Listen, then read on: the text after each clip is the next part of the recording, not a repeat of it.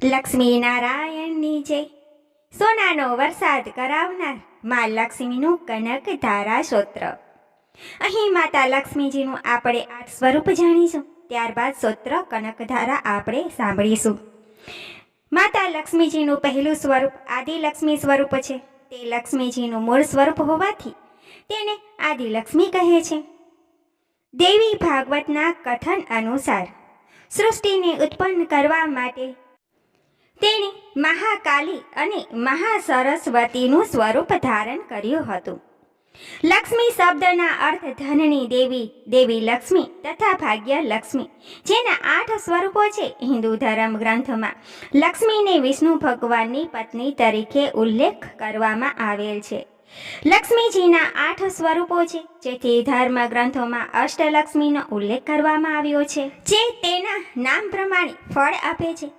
આથી 8 લક્ષ્મી સ્વરૂપની પૂજા તેના સ્વરૂપ અનુસાર કરવાનું વિધાન છે.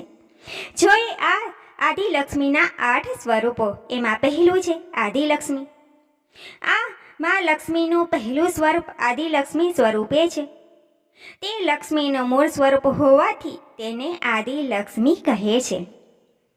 દેવી ભાગવતના કથન અનુસાર સૃષ્ટિને ઉત્પન્ન કરવા માટે તેણે મહાકાલી અને મહાસરસ્વતીનું સ્વરૂપ ધારણ કર્યું હતું અને જગતના સંચાલન માટે તેણે વિષ્ણુ ભગવાનની સાથે રહેવાનું પસંદ કર્યું. આની આરાધનાથી સુખ, સંપત્તિ તથા સાત્વિક વૈભવની પ્રાપ્તિ થાય છે.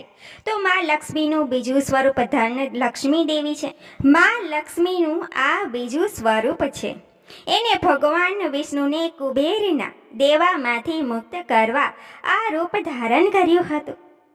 આવો સંબંધ ભગવાન વેંકટેશ્વર સાથે છે, જે વિષ્ણુનો અવતાર માનવામાં આવે છે. કુબેરજીનું દેવું ચૂકવવા મા લક્ષ્મીએ આ અવતાર લીધો હતો, જેના એક હાથમાં ધનથી ભરેલ ઘડો છે અને એક હાથમાં કમળનું ફૂલ છે.